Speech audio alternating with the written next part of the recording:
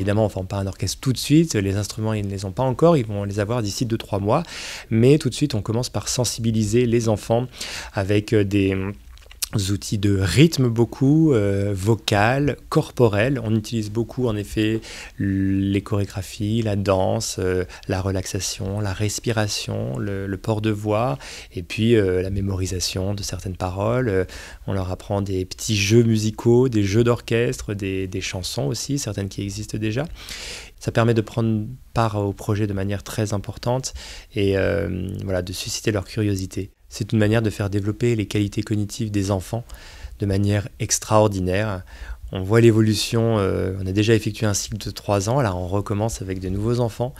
Et ne serait-ce que voilà, l'écoute, le partage, la discipline, le respect, le respect des valeurs bien sûr qu'on va véhiculer, mais aussi des règles qu'on va donner, ou des consignes qu'on donne au début d'un exercice ou d'un jeu. C'est quelque chose qui est très important à l'âge où ils sont. Ils ont tous à peu près entre 6, 7, 8 ans à peu près, et on va les accompagner dans les 3 prochaines années de leur vie.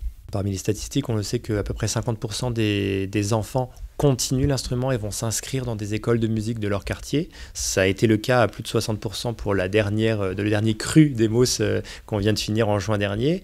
Et puis, on travaille toujours de pair avec la métropole européenne de Lille pour trouver des passerelles pour qu'ils s'intègrent le mieux possible dans les nouvelles écoles de musique avec voilà, des différents enfants avec des backgrounds culturels aussi différents, bien sûr. C'est une manière vraiment différente d'aborder la musique, d'aborder un instrument et avec l'orchestre qui est toujours au centre et la pratique collective.